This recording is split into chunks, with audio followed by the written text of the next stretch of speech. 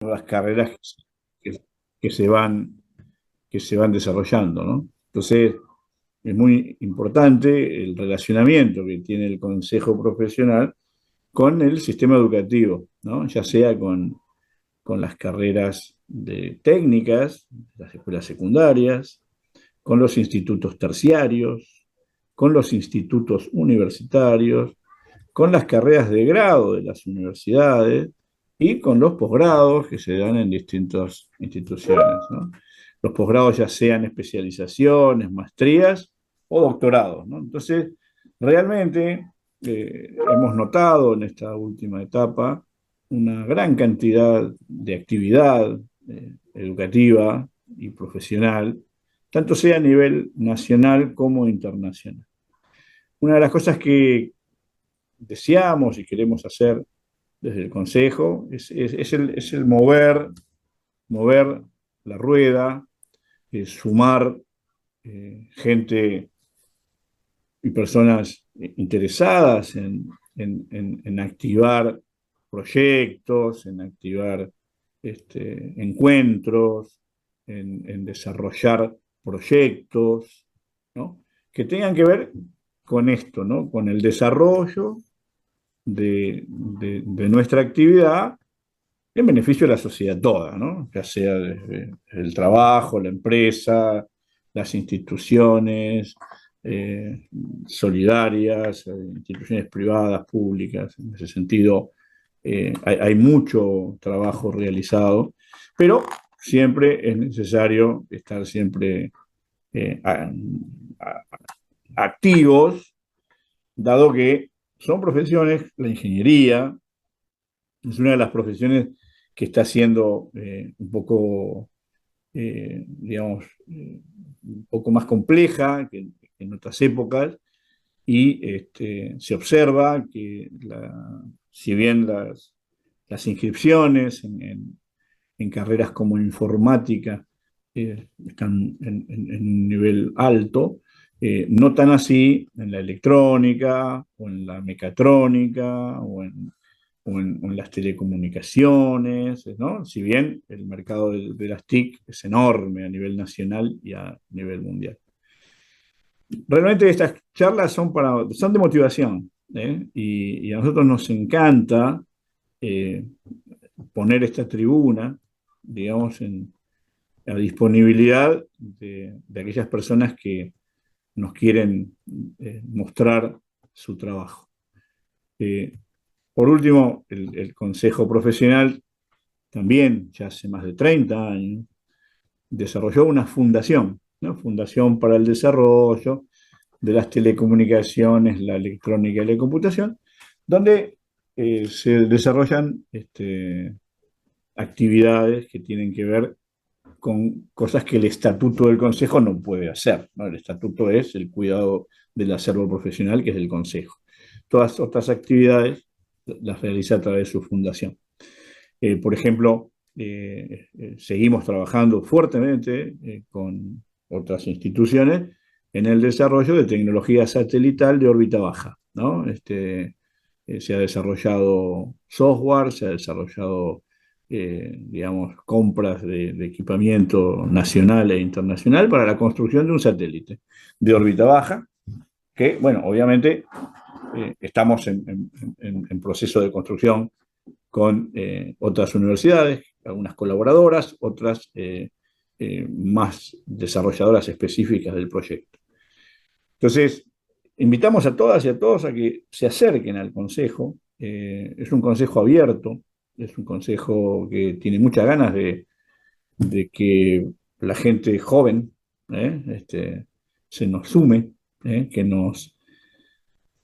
la expresión, digo, el que hagan lío, como decía, digamos, el Papa que ya no está, digamos, tiene que ver con todo, ¿no? Y en ese sentido, nada, más allá de este encuentro, estamos ahí en Perú, al 567, más o menos, no me acuerdo nunca la dirección, está abierto el consejo es de los profesionales, de las profesionales. Entonces, digo, nos encantaría que haya mucho movimiento y que en estos momentos donde tenemos que encontrar soluciones creativas para desarrollar nuestra profesión, qué mejor que tener encuentros, ¿no? Y encontrarnos y tomarnos un café y charlar, debatir y proponer y construir equipos que se puedan autogestionar. Esto es muy importante porque no tenemos nosotros una gestión administrativa enorme. El Consejo es, en ese sentido, eh, cuida mucho sus gastos, porque el Consejo, digamos, de alguna manera se estructura desde el pago de la matrícula y los certificados de encomienda de los matriculados. Y en ese sentido, digamos, un equipo autogestionado puede desarrollar una actividad importante. Por supuesto que el Consejo pone a disposición todo lo que tiene, toda su infraestructura, la conectividad, el Zoom, digamos, toda la experiencia a través de estos de más de 50 años, están ya del año 58, así que imagínense, 67 años. Entonces, digamos, hay experiencia y hay innovación. Dicho esto, y discúlpenme, digamos, toda esta introducción, eh, hoy nuestro invitado, digamos, a esta charla en las cuales, gracias a ustedes, se han inscrito, digamos, tiene que ver con la utilización de la inteligencia artificial en medicina. Lucas es un egresado en ingeniería, un graduado, ya tiene el título, es un graduado en ingeniería en informática en la Universidad Nacional de Avellaneda, ya hace 3 años, es docente de la universidad e investiga el tema de análisis de imágenes con inteligencia artificial, aplicado, en este caso, a la medicina. Su trabajo de tesis fue premiada en la RISIC. La RISIC es una red de ingenierías de informática y sistemas de información del CONFEDI. El CONFEDI es el Consejo Nacional de Decanos de Ingeniería, y tuvo un primer premio en la Universidad Nacional de Catamarca, donde se produjo este congreso el año pasado. Y realmente a partir de ahí tomó cierta notoriedad su trabajo en las redes. Y bueno, y realmente nosotros queremos colaborar con con esa mirada y con ese trabajo de investigación que, insisto, abre a otros escenarios y a compartir con Lucas, con otras universidades, con lo que sea, esta mirada y esta especialización o esta disciplina que él está perfeccionando con otro grupo de docentes y estudiantes de distintas universidades. Así que sin más, gracias por la presencia y Lucas, te doy el token como para que desarrolles tu charla. Sin antes decir que es una persona con una característica de excelencia, no solamente como profesional, sino como persona de bien. Así que acá estamos, Lucas. Bueno, muchas gracias Roberto por la presentación. Buenas tardes a todos. Es un placer poder compartir esta charla. Voy a compartir pantalla.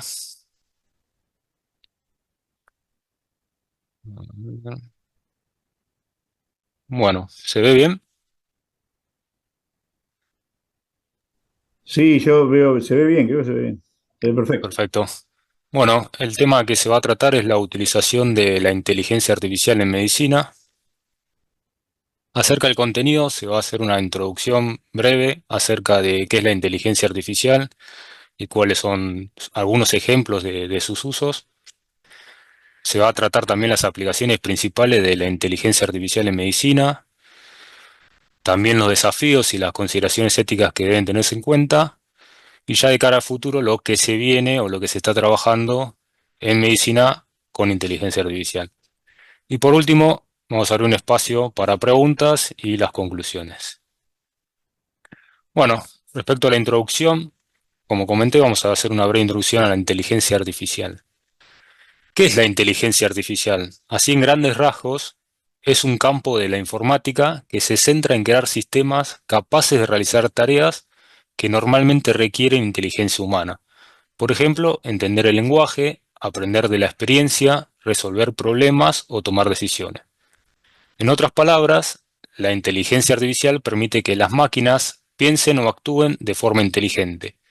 Y esto se puede ver o aplicar en muchos escenarios, ya sea la medicina, la educación, la industria automotriz, la seguridad, etc. Algunos ejemplos del uso de la inteligencia artificial podría ser los autos autónomos, podrían ser, por ejemplo, los sistemas de recomendación. Son plataformas que utilizamos a diario, ya sea, por ejemplo, Netflix, Amazon Prime Video, Apple TV, HBO, bueno, etcétera. Estos sistemas de recomendación lo que hacen es brindar contenido a los usuarios en función de sus preferencias y gustos. Por ejemplo, si una persona ve mucho contenido de género de comedia, estas plataformas le van a ofrecer ese tipo de contenido. Además, esas plataformas esperan un feedback de parte del usuario si le gustó o no el contenido, ya sea con un pulgar hacia arriba o hacia abajo, o en forma de estrellas. Entonces, en base a ese aprendizaje que va obteniendo por parte del usuario, va armando una base de conocimiento del contenido que posiblemente le vaya a gustar al usuario. También las plataformas de música funcionan de una manera muy similar. Por ejemplo, Spotify o Apple Music ofrece playlists o canciones en base a las preferencias y gustos del usuario. Y por otro lado, tenemos el reconocimiento facial, que estos algoritmos lo que hacen es detectar rasgos faciales de las personas, ya sean los ojos, la ceja, la nariz, la boca o la forma de la cara, y construye como un mapa de características o una figura en 3D con los rasgos de esa persona. Y estos tienen diferentes aplicaciones. Por ejemplo, en los estadios se puede aplicar el reconocimiento facial para detectar personas en caso de algún disturbio. Si nos remontamos a la pandemia, en COVID-19, se podría identificar a una persona si tiene el barbijo o no, se podría ver el distanciamiento social, se puede aplicar en seguridad de las empresas. Hay muchos usos, bueno, en desbloqueo facial en los celulares, hay muchos usos que se le puede dar. Por otro lado, tenemos el chatbot, que el auge se dio en las entidades financieras, donde lo adoptaron y se empezó a conocer mucho más. Estos chatbots funcionan, por ejemplo, en entidades financieras para responder preguntas comunes de los usuarios. Por ejemplo, ¿cuál es el saldo de mi cuenta? Para hacer el seguimiento de tarjeta. Por ejemplo, ¿cómo puedo solicitar un préstamo? ¿Cuáles son los requisitos? ¿Qué documentación debo presentar? Son preguntas comunes que, como tiene una base de conocimiento, el algoritmo es capaz de responder sin problema. Ahora, ¿qué pasa cuando un usuario hace una pregunta que el chatbot no conoce? Bueno, ahí hay varias formas de poder resolver eso. Por ejemplo, le podría decir, quisiste decir que querés solicitar un seguro de auto, quisiste decir que querés solicitar un seguro de vida. Ahí espera una respuesta por parte del usuario, tanto positiva como negativa. En el caso de ser negativa, que no está respondiendo lo que el usuario quiere preguntar, ahí se puede dar un escenario de que lo derive con un agente, entonces ya empieza un representante a tomar esa conversación, o si no, puede sugerirle otro menú de opciones para que trate de localizar la pregunta. Entonces, se basa ese feedback, estos algoritmos se van retroalimentando y mejorando constantemente.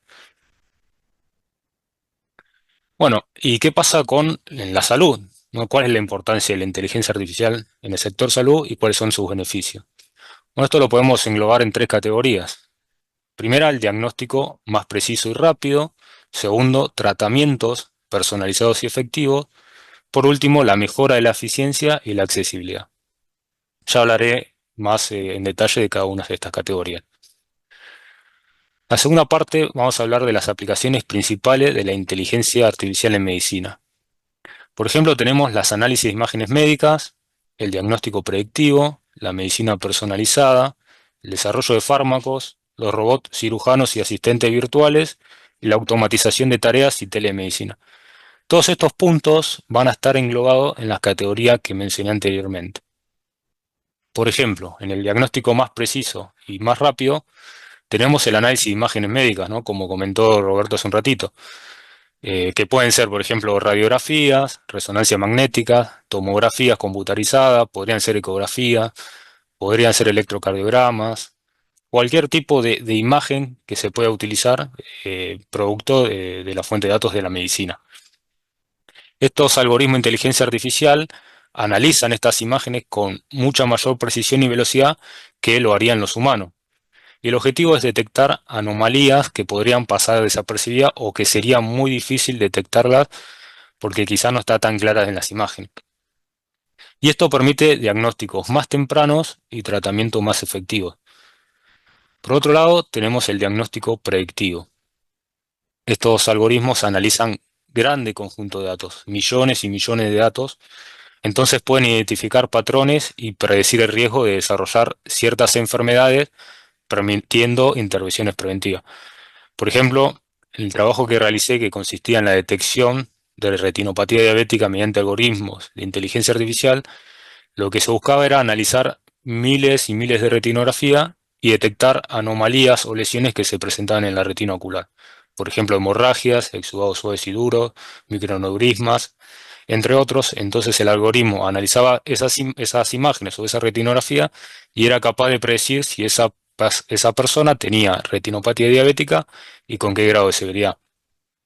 Otro trabajo, por ejemplo, que se está desarrollando en la facultad como trabajo de tesis, consiste en la detección de cáncer de mama mediante imágenes de ecografía.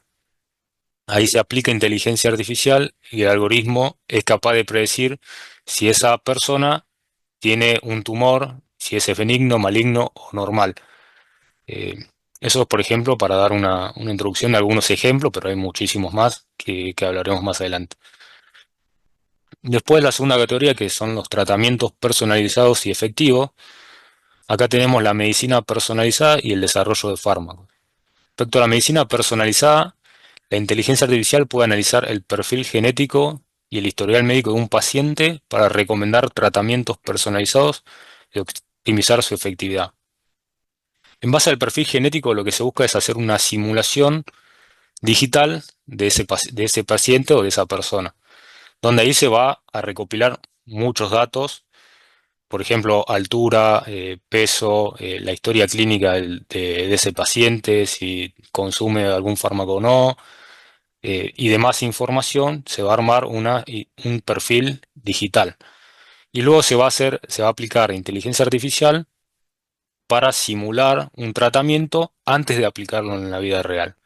Y eso es bastante beneficioso porque se puede saber de antemano cómo va a funcionar ese fármaco o esa medicación o ese tratamiento en ese paciente. Y eso es algo bastante novedoso. Por otro lado, tenemos el desarrollo de fármacos, ya que la inteligencia artificial acelera el proceso de descubrimiento y desarrollo de nuevos fármacos, reduciendo el tiempo y los costos asociados. Por último, tenemos la mejora de la eficiencia y la accesibilidad. Acá tenemos la automatización de tareas. La inteligencia artificial puede automatizar tareas administrativas, por ejemplo, la programación de citas o turnos y la gestión de registros médicos, liberando a los profesionales de la salud para que se centren en la atención al paciente. Imagínense que una persona habla con un asistente virtual de inteligencia artificial y le dice que presenta migrañas y mareos, por ejemplo, y esa inteligencia artificial o ese modelo le podría decir, mirá, en base a lo que vos me estás comentando, te sugiero que saques un turno con un neurólogo. Y en base a la información que me brindaste, por ejemplo, de la ubicación, el centro médico más cercano a tu domicilio es tal y el turno próximo es con tal profesional. Entonces ahí ya estamos dirigiendo la, la consulta o la automatización y la asistencia virtual a ese usuario, ¿no? Es como más personalizado y exclusivo. Entonces eso va a ir mejorando la eficiencia. Y ni hablar si a eso le sumamos una base de conocimiento de esa persona que está haciendo esa consulta. Por ejemplo, tenemos la historia clínica de esa persona, la cantidad de turnos que tuvo, si fue o no fue, si consume alguna medicación o no. Entonces, ese modelo va a ir creciendo y creciendo y va a ser mucho más eficiente. Por otro lado, tenemos la telemedicina, que esta tecnología lo que permite es a los pacientes acceder a la atención médica desde cualquier lugar especialmente beneficiosos en áreas rurales o con recursos limitados, o que tienen un centro médico muy lejano a su domicilio que por cuestiones logísticas se le complica asistir a ese centro médico. Y finalmente tenemos los asistentes virtuales, que en relación a lo que comenté anteriormente con la automatización de tarea, estos incorporan un chatbot que pueden responder preguntas frecuentes de los pacientes, así como mencioné los chatbots utilizados en entidades financieras, que allá sería destinado al responder cuestiones relacionadas a la salud.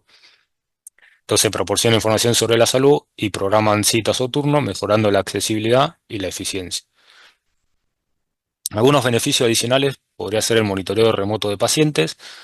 Acá, si nos vamos al uso diario que muchas personas le solemos dar, por ejemplo, los smartwatch o los relojes inteligentes que recopilan información diaria de las personas, por ejemplo, la cantidad de pasos diarios, la cantidad de horas de sueño, la frecuencia cardíaca, la saturación de oxígeno, el estrés, entre otros, va recompilando toda esa información y va construyendo una base de conocimiento. Y si recopilamos todo el pasado de ese, o sea, todos los datos previos de ese paciente, se pueden predecir ciertos comportamientos a futuro comparándolo con datos de otros usuarios. Después tenemos la robótica quirúrgica, que requiere una mínima intervención por parte del profesional médico, y estos robots son mucho más precisos y es más fácil operar que si lo haría un humano, además de la fatiga y el cansancio que eso genera, y que se podrían hacer muchas más operaciones en menor tiempo. Bueno, comenté algunos beneficios, algunos ejemplos, pero nos presenta una serie de desafíos que deben tenerse en cuenta. Por ejemplo, la privacidad de los datos, la seguridad de los sistemas, la necesidad de regulación y la capacitación del personal sanitario en el uso de estas tecnologías. Sin embargo, el potencial de la inteligencia artificial para mejorar la salud es inmenso y va a continuar creciendo en los próximos años. Bueno, en relación a esto, algunos desafíos y consideraciones éticas que deben tener en cuenta son la precisión y fiabilidad, la privacidad y seguridad de los datos, la aceptación por parte de médicos y pacientes, el impacto en la profesión médica y los aspectos legales y regulatorios. En relación a la precisión y fiabilidad, estos son esenciales para garantizar que los sistemas de inteligencia artificial en medicina funcionen correctamente y generen confianza en médicos y pacientes. Ya de no funcionar correctamente, va a ser difícil que los médicos la utilicen o la quieran adoptar como una herramienta. Entonces es importante que funcionen bien y que la precisión sea muy buena. Y un factor importante es que los algoritmos de inteligencia artificial aprenden de los datos que se le proporcionan.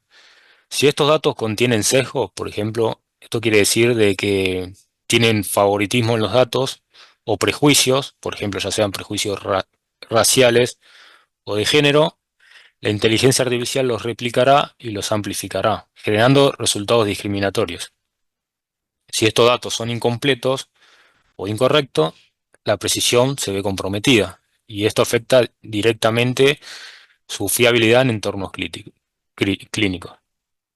Un factor relevante es que es fundamental garantizar la equidad y la no discriminación en los algoritmos de inteligencia artificial.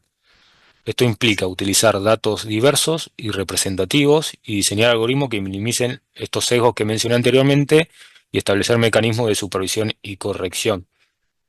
Por ejemplo, así relacionado al sesgo, en lo que mencioné antes como un uso de inteligencia artificial, de bloqueo facial, por ejemplo, esa base de conocimiento que se utiliza quizás no está equilibrada. ¿Por qué? Porque tiene mucha más cantidad de imágenes de personas blancas que de otras regiones, entonces hace que tenga un cierto favoritismo y que funcione mucho mejor con personas con rasgos faciales, así, personas blancas.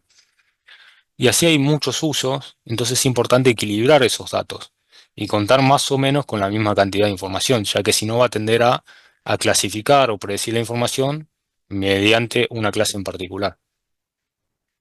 Por ejemplo, con el caso de la retinopatía diabética, si se tienen muchas imágenes de una clase en particular que otra, va a tender a clasificar mal, porque va a generalizar. Entonces es importante poder equilibrar esa base de conocimiento.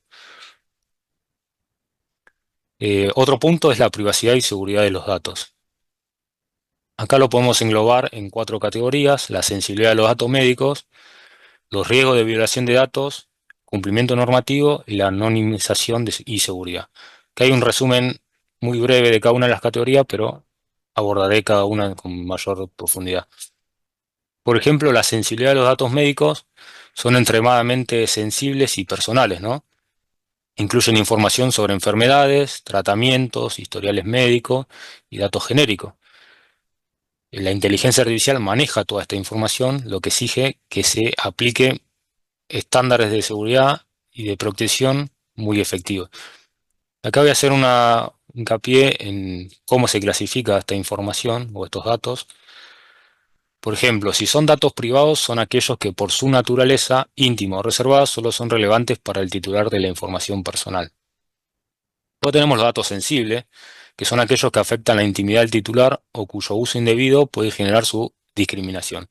Por ejemplo, la orientación política, el origen racial, su religión, entre otros. Luego tenemos los datos biométricos, que son datos físicos, biológicos o de comportamiento de un individuo que lo individualizan en una sociedad. Esto puede ser la huella digital, la retina, o de comportamiento como la voz o una firma, que ya daré un ejemplo de esto más adelante.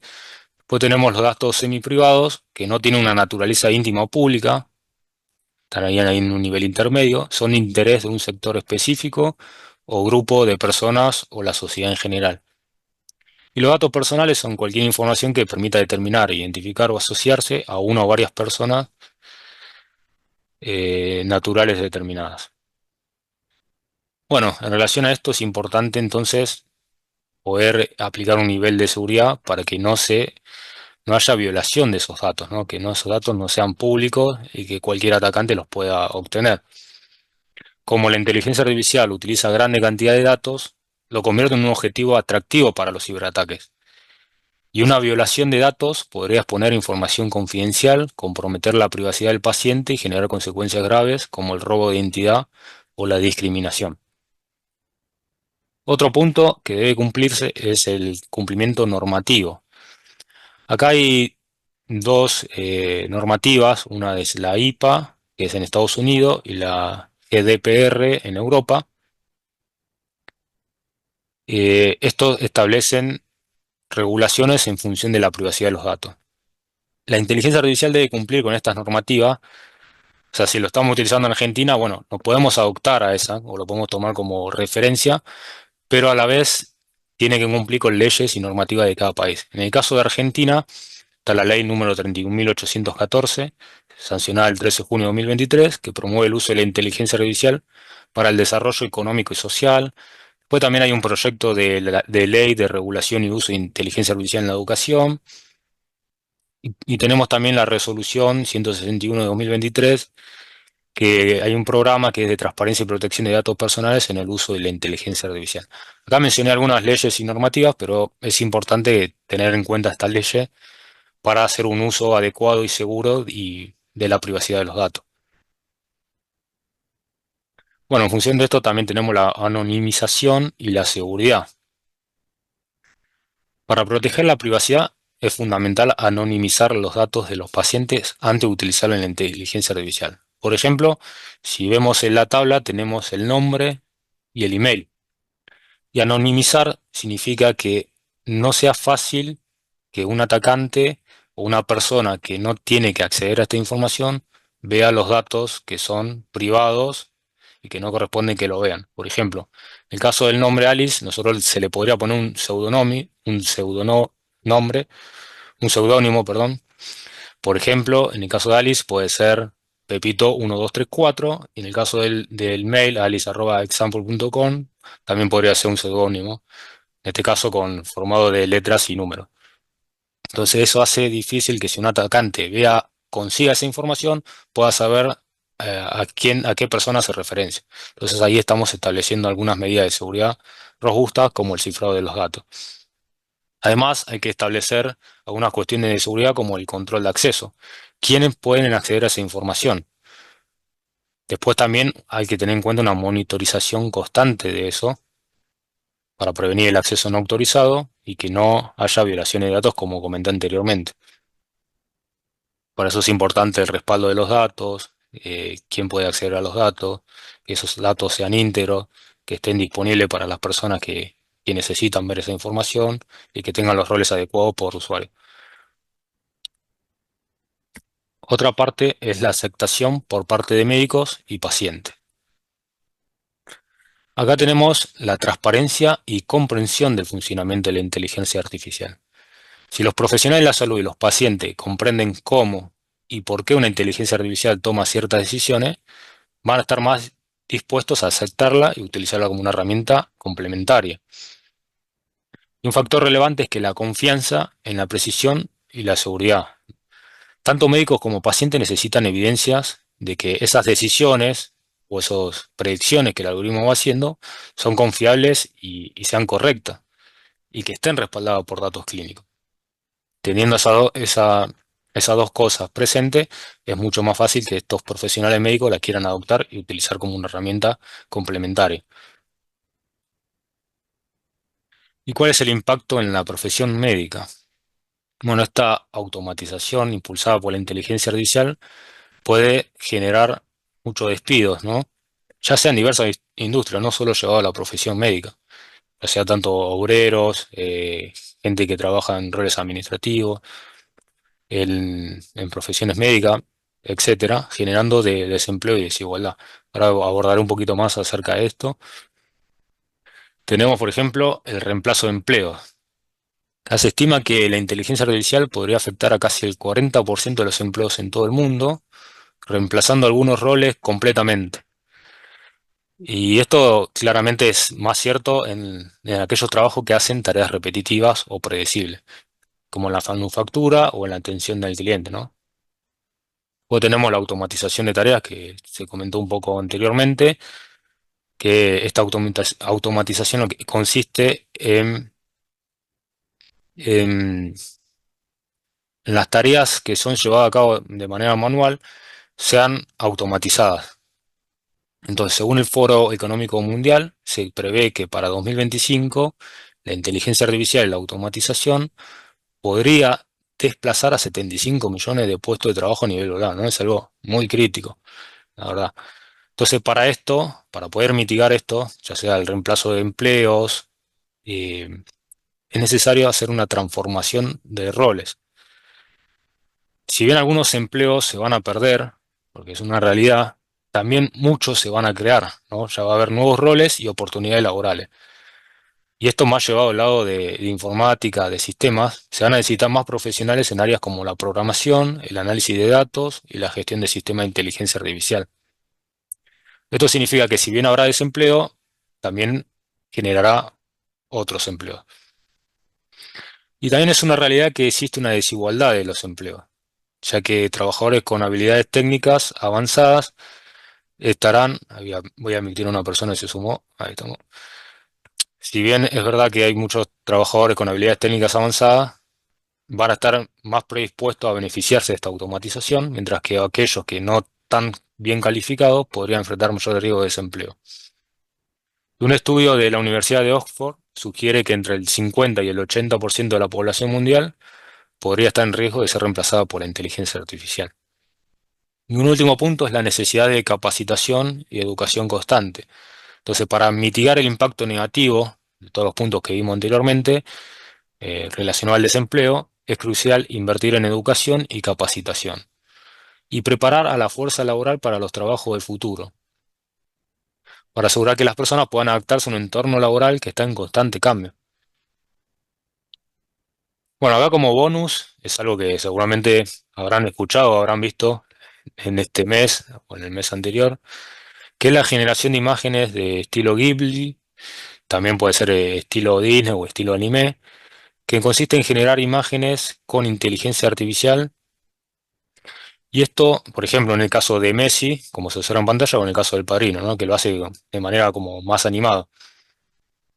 Esto tuvo tanta demanda este último tiempo que generó un uso excesivo de agua.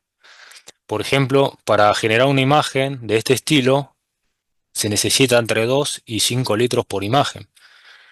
Y esto generó un consumo excesivo de electricidad y obviamente de agua para el funcionamiento adecuado de los servidores. Entonces ahí hay que buscar también un equilibrio entre el medio ambiente y el uso, el uso responsable de la inteligencia artificial. Y algunas plataformas, por ejemplo, puede ser ChatGPT, que es la que se menciona abajo, o DeepSeek. Bueno, esta demanda fue tanto que estas herramientas tuvieron que bajar o limitar la creación de imágenes. Antes no había límite, después lo tuvieron que limitar, por ejemplo, a 3 imágenes por día, después lo fueron limitando a 2, después a uno, y ahora creo que volvieron a 2. ¿Por qué? Por ejemplo, uno solicitaba una imagen y le decía, bueno, cambiame el fondo y poneme que estoy en el mar. Después le decía, bueno, ahora esa imagen, no sé, cambiame la frase que dice la remera. O sacame la barba. Entonces eso hacía que vuelva a generar una imagen y vuelva a generar una imagen, entonces el uso se iba incrementando considerablemente. También hay usos maliciosos de estas tecnologías, por ejemplo, en lo que respecta a armamento de guerra, tenemos la creación de armas químicas, tenemos vehículos autónomos destinados para guerra y tenemos las noticias falsas, ¿no? Que eso puede hacer que afecte la manipulación de la opinión pública. Eh, y además se está destinando también mucho el uso malicioso en los ciberataques y en la vigilancia masiva de las personas. Por eso es muy importante también regular el uso de estas tecnologías. Bueno, como comenté anteriormente, también hay que tener en cuenta los aspectos legales y regulatorios. Acá lo volví a comentar, pero es exactamente lo mismo que comenté anteriormente, que hay que tener en cuenta las leyes y normativas vigentes de cada país. Y se pueden adoptar también los estándares de tanto de privacidad de datos o seguridad de los datos, ya sea de Estados Unidos o de Europa, no aplicando las buenas prácticas. Bueno, ya de cara a futuro, voy a comentar cuáles son las tendencias actuales y en qué se está trabajando. Vamos a hablar sobre una herramienta de colaboración global aplicando inteligencia artificial y cuáles son los desafíos, bueno, esto lo había modificado, los desafíos futuros de regulación, educación y accesibilidad. Por ejemplo, en las tendencias futuras, o tendencias que también se están ya trabajando, tenemos la inteligencia artificial generativa para diseño de fármacos. Esto consiste en el uso de modelos o tecnologías para descubrir y diseñar nuevas moléculas que podrían convertirse en medicamentos. Algunos ejemplos reales de esto tenemos el In Silico Medicine, que es una empresa que usó inteligencia artificial generativa para diseñar un nuevo medicamento para fibrosis pulmonar en menos de 18 meses, que es un proceso que normalmente toma muchos años.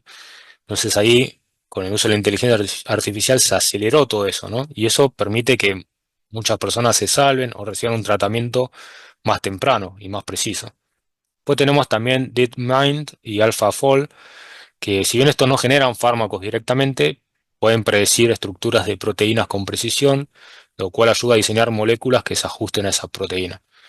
Se suele utilizar mucho en las estructuras de ADN.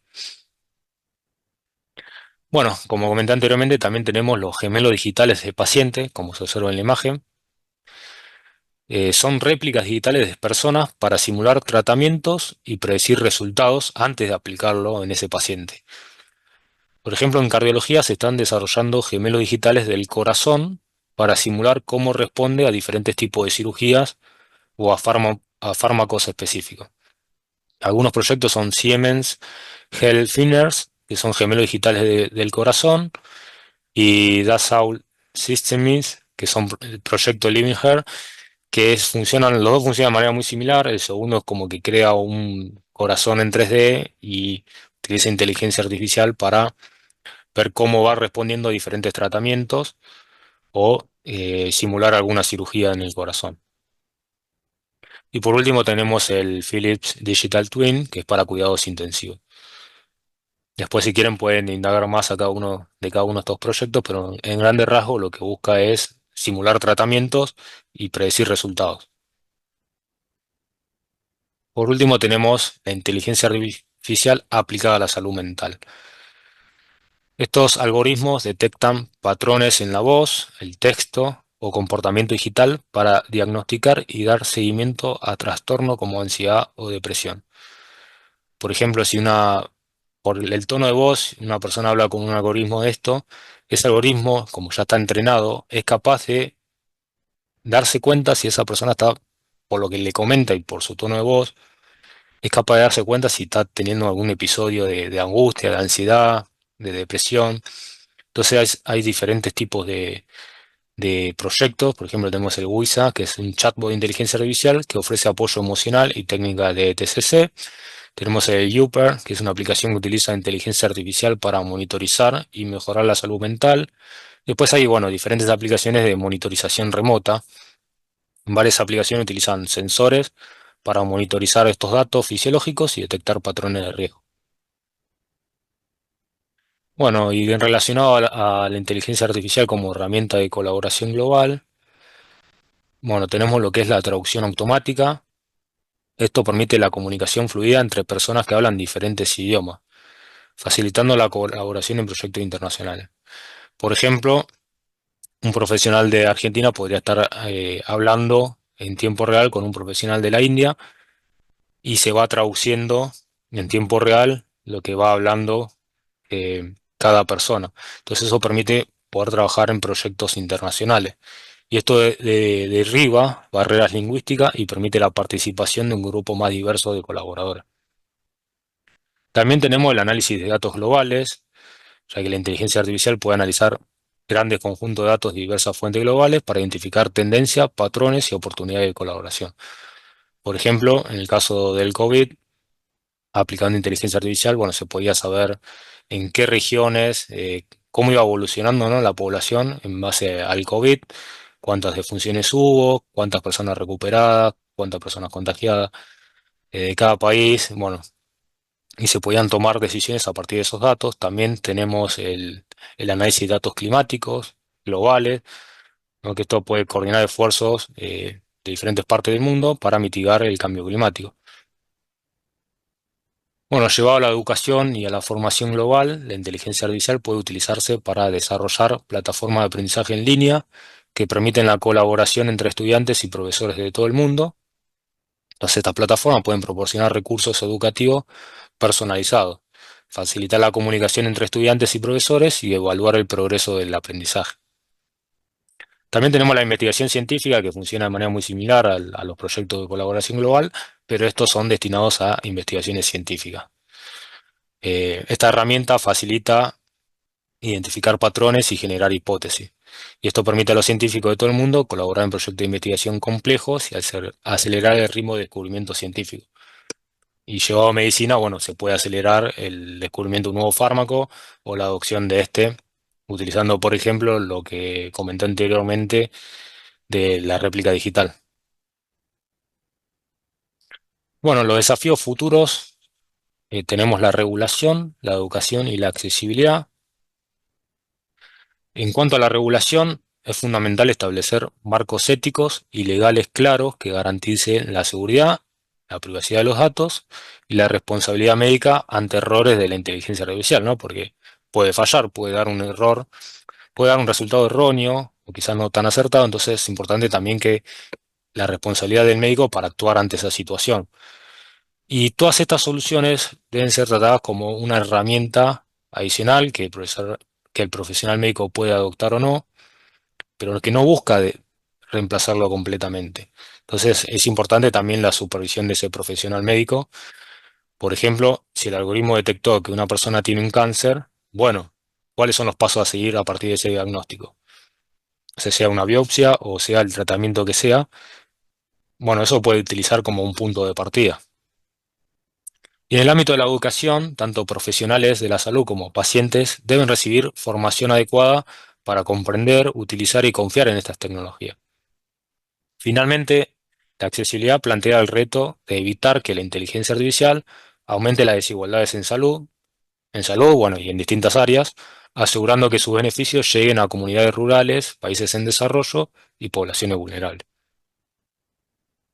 Bueno, ya para cerrar, la utilización de la inteligencia artificial en medicina representa una revolución en la forma en cómo se diagnostica, trata y previenen enfermedades. Y gracias a su capacidad para analizar grandes volúmenes de datos y detectar patrones complejos y apoyar la toma de decisiones clínicas. La inteligencia artificial está transformando la atención médica hacia un modelo más preciso, eficiente y personalizado. Sin embargo, su implementación debe ir acompañada de una regulación ética adecuada, formación profesional y estrategias que aseguren su acceso equitativo para que sus beneficios lleguen a toda la sociedad. Bueno, vamos a abrir el espacio para preguntas, consultas o dudas que hayan quedado de esta charla. Bueno, gracias, Luca, la verdad que un montón. Muy, muy claro, muy concreta tu presentación. Somos un grupo reducido, así que nada, quieren hacer preguntas, tengo 1000 para hacer, pero digo, bueno, aquella se pregunta, adelante. Tomen la posta y empecemos a generar un coloquio. Buenas tardes, una consulta para Lucas, muy buena charla. Sí, Con respecto a los datos, ¿de dónde se sacarían las imágenes, por ejemplo, para que fusione imágenes y usando la inteligencia artificial? Eso, ¿cuál sería el banco de datos? perfecto. Y después, Marcelo. perdón, y tengo Sí, otra pregunta con respecto a esto, es ¿cuál es el rol de la regulación? Porque siempre hablamos de temas éticos, de confidencialidad de los datos, es importante, pero también como ingenieros que vamos a trabajar en estos temas, tenemos que poner un producto que los servicios sea seguro y eficaz. Bien, eso está más allá de la ética, establecer la ética, pero tenemos que ver que cumpla ciertas normativas, como nombraste la europea, la americana, y ver si hay otras normas, por ejemplo, alguna ISO que esté relacionada a lo que es inteligencia en salud aplicada, inteligencia artificial aplicada a la salud. Gracias. perfecto. Bueno, Marcelo, muchas gracias por la pregunta. Muy buena. Respecto a la obtención de las imágenes, bueno, hay algunas fuentes públicas. Por ejemplo, hay una plataforma que es Kaggle, que es muy conocida, donde abren distintos proyectos científicos y proveen de fuentes de datos públicas. Por ejemplo, en el caso de la retinopatía, fueron imágenes que se tomaron en pacientes de la India con el consenso de ellos. Entonces, bueno, ahí hay un proyecto abierto que se pueden obtener las imágenes. Si no, como para trabajar en proyectos de salud es información confidencial, entonces ahí necesitas como el consenso de alguna clínica privada o pública que te pueda brindar esa información y vos puedas trabajar de una manera correcta. Entonces, respecto a la salud puede ser un poco complicado al principio poder obtener esa información para poder trabajar. Puedes encontrarte también papers en internet donde proveen de esa fuente de datos para que vos puedas obtener esa información y poder trabajar correctamente sin ningún problema, ¿no? Sin vulnerar la privacidad de esas personas. O en el caso de encontrarte con esa información, que sea anonimizada, que no sepas a qué usuario pertenece, porque esa información de a qué usuario pertenece quizás no es relevante al principio, no necesitas saber eh, si esa persona, Juan Carlos, tiene retinopatía diabética o no. Lo que se necesita es saber cómo detectar la retinopatía diabética independientemente del usuario. Entonces, se puede contar con información anonimizada. Y respecto a la segunda pregunta, los ingenieros o los desarrolladores deben ser conscientes que desarrollar un producto implica tener en cuenta ciertos estándares, normativas vigentes antes de lanzar un producto. ¿Por qué? Porque se puede vulnerar los datos y hay información sensible que uno no puede exponer en servidores o en base de datos. Entonces, cuando se desarrolla un producto así, si se va a lanzar al mercado o se va a dar un uso comercial, hay muchas cuestiones de seguridad que deben cumplirse previamente. Y ahí, bueno, se puede, por ejemplo, si se va a trabajar en la nube, necesitas como un consenso de que esa información que vos estás mandando a la nube no tenga datos críticos. Además, si vas a trabajar con datos de paciente, necesitas como la autorización de quien te está proveyendo esa fuente de datos. Y bueno, siempre es necesario también que haya una capacitación constante de esos profesionales, ¿no? Ya sea a nivel universitario o en la secundaria, donde se fomente el uso de estas buenas prácticas, no solo en inteligencia artificial, sino en desarrollo en general, ¿no? En desarrollo de software en general. Y después, bueno, tiene que haber también un área o un ente que regule todo esto, que diga, bueno, mira, este producto está disponible, está cumpliendo con los estándares de seguridad, ya sean de cada país o, no sé, un estándar de buenas prácticas. Tiene que haber una auditoría también de eso. Entonces es importante también manejarlo de diferentes áreas. Así que bueno, espero haber podido responder la pregunta. Si no, cualquier cosa avísame. Dale, muchas gracias. No, por favor. Hola, ¿qué tal, Lucas? Mi nombre es Silvia. Me pareció súper interesante los conceptos que se fueron tocando. Em, y me hace reflexionar un poco todo cómo y el impacto que tiene todo esto en lo que es medicina, en lo que es la ética también, ¿no? Eso como una reflexión, digamos. La consulta era si tenemos algún ejemplo concreto, algún caso de instituciones que estén aplicando tecnología de inteligencia artificial como estrategia, digamos, para estar, si está implementado en Argentina en algún laboratorio, en hospitales, en alguna clínica. Sí. Sé que se está trabajando y se está aplicando inteligencia artificial en muchos laboratorios para descubrir algún fármaco o acelerar el- la aplicación de ese fármaco. Claro, Ahora, a nivel de Argentina, no te sabría decir alguna empresa concreta, por lo menos ahora no se me viene a la mente, de, de que esté trabajando realmente. O sea, pero, digamos, por búsquedas que se ve en diferentes portales de empleos, están muchos laboratorios y muchas empresas de medicina están necesitando muchos ingenieros o muchos científicos de datos con conocimiento en inteligencia artificial. Entonces, como que claro, ya esa área ya está dentro de esas empresas.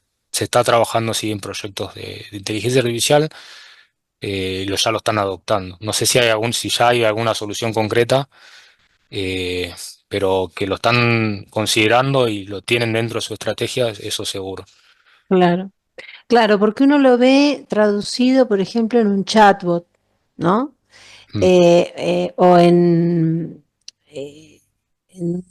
digamos, en un ámbito más administrativo. Si bien es medicina, ¿no? Pero el otorgamiento de turnos, ¿no? Una atención más que pega más en lo administrativo. Por ahí quería claro. ver si del lado medicina propiamente dicho, si hay una algún grupo que esté trabajando con algún robot para intervenciones quirúrgicas, si tenemos si disponemos de ese material acá en Argentina.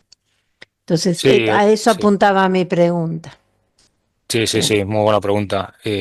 Los proyectos que vi por lo general suelen ser de otros países, ya claro, que la adopción de la inteligencia artificial la hicieron mucho antes que nosotros. Entonces, además, trabajan de manera más colaborativa con profesionales de otros países. Acá por ahí se está haciendo cosas, pero no así tan relevantes como las que comenté, así de robots cirujanos sí, o el tema de eh, los gemelos, o eso los me sonó gemelos, muy a claro. Star Trek, ¿no? Claro, tal cual. No, por lo general suelen ser empresas estadounidenses o, bueno, de otros países o algunos países de Europa. Acá por lo menos no, que yo conozca, no, eh, Mm. no están tan metidos así en esos casos. Y los costos deben ser Eh, también los costos sí son muy altos y poco, sí, deben ser un numerito. Sí, aparte lo que es significativo. eso, utiliza inteligencia artificial generativa, y eso acá en Argentina es como que se empezó a fomentar de hace muy poco tiempo, y allá se viene Claro. trabajando ya hace mucho más. Yo creo que Sí. esto va a crecer y se va a ir adoptando a medida que, bueno, se vaya capacitando y se pueda hacer uso de esa tecnología también.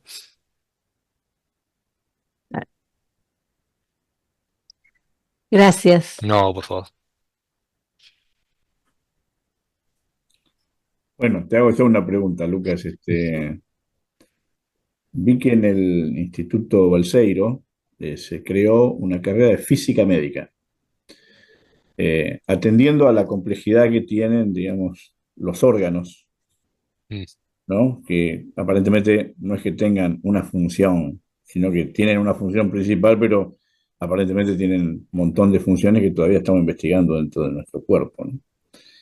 Digo, ¿conocías esa movida? Digamos, y seguramente aplicarán sistemas de inteligencia artificial para filtrar y conocer, digamos, y emular, ¿no? Porque digo, bueno, el gemelo digital, si lo terminamos haciendo cuántico, ¿no? Si lo hacemos cada vez más chiquito, ¿no? Esa es la duda, digo, hay un campo enorme todavía, abrió un infinito de conocimiento, digo, eso es lo que me abruma, esa es la Sí, pregunta. sí, no, no, es impresionante, porque es una revolución, ¿no? Una revolución tecnológica muy grande. Y el escenario de aplicabilidad también es muy grande. Y hay muchos proyectos internacionales. Bueno, ahora también está la biotecnología y la nanotecnología, que no conozco el plan de estudio para saber si están aplicando inteligencia artificial, pero sería muy útil de que incluyan en su plan de estudio o en su material cosas relacionadas a inteligencia artificial, porque hay muchas cosas que se pueden hacer con inteligencia artificial. Este proyecto que me comentaste no lo conozco, pero por lo que me comentabas es muy probable que esté utilizando estas cosas que vimos hoy, lo de las réplicas digitales, Eh, así que sí, es muy probable. Sí, Y la más porque fundamentación tiene de que tener, sí, eh, no, no, te decía que la fundamentación de la carrera estaba orientada a él, a decir que el hecho médico es de uno a uno, es un paciente, un médico, ¿no? claro, Y que había muchas cuestiones que aplican protocolos, ¿no? De hecho, ya soy un hombre grande y cuando voy al médico me aplica un protocolo, me toma esto, toma aquello. Pará, vamos más despacio, ¿no? Digo, bueno, nada, pero hay un protocolo, digo, quizá el protocolo haya quedado como en un cambio de época, ya hay que ponerlo, hay que poner esos protocolos en crisis, ¿no? Porque digo, capaz que hay otras soluciones. sí, sí, sí, tal cual. ¿Eh? Bueno, a propósito de eso, perdón que interrumpa, Sí, no, por favor, el tema, charlemos, el sí, tema de la historia clínica. claro, Ay, se me claro, un apagó el montón, video. El tema de la historia clínica, hasta hace muy poquito, era la obligación de que el instituto tenía que tener la historia clínica física. claro, Más Claro, allá de que más allá de que se trabajara una historia clínica digital, pero eh, por una cuestión de practicidad y todo, pero la ficha la tenía que completar igual el médico. claro, un montón, claro, un montón. Y eso estamos hablando del año 2025, ¿no? Sí, claro, claro, claro, claro. Y la sí, Pero regulación, bueno, sí, como todo, la regulación, este, y ahí tenemos, el ahí ya, entorno legal, digamos. sí, claro. hay una pregunta ahí en el chat. A A ver, ver, ¿lo llegas a ver? Yo no sé dónde estoy.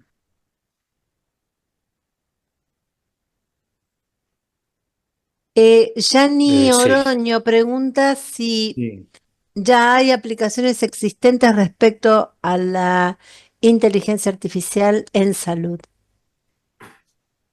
Sí, son más o menos las que comenté eh, en, en la charla, digamos, más relacionadas a estas cosas más novedosas, pero hay proyectos que aplican inteligencia artificial para detectar, por ejemplo, cáncer de mama, detectar arritmias en el corazón mediante el análisis de electrocardiogramas.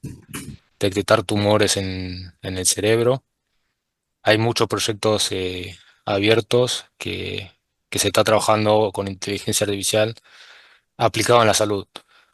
Ahora, a nivel qué empresa o qué clínica lo está haciendo a nivel Argentina, ya no lo sé porque eso por lo general tampoco es algo que lo tengan como solución definitiva, como que no está tan público, tan disponible de manera pública. Lo menciono más a nivel de proyectos o paper o trabajo de investigación. Mm. Y en área de En- discapacidad te consulto. Ahí ya desconozco. Claro. En discapacidad no sabría decirte. Eh, No, por favor, gracias por la pregunta.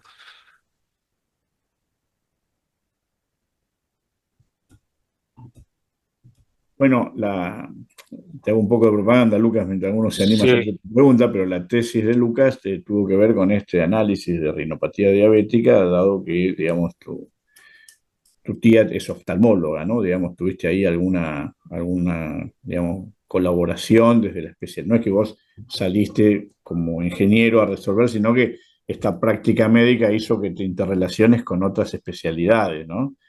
exacto. Y tuviste que aprender, digamos, toda esta jerga que no la tenías en el acervo Eh, universitario, ¿no? Exactamente, sí. Es necesario cuando se trabaja en un proyecto de inteligencia artificial trabajar de manera colaborativa e interdisciplinaria con otros profesionales, en este caso de la salud, ya que cuestiones médicas que uno por su profesión desconoce o no las tiene tan claras y que, bueno, en mi caso yo soy ingeniero en informática, fui aprendiendo de algunas cuestiones médicas o de la rama de medicina en general. Ahora se me vino un ejemplo de discapacidad. Hay una aplicación que traduce las señas, o sea, la comunicación por señas. eh, y bueno, es para las personas que no pueden, digamos, escuchar, ¿no?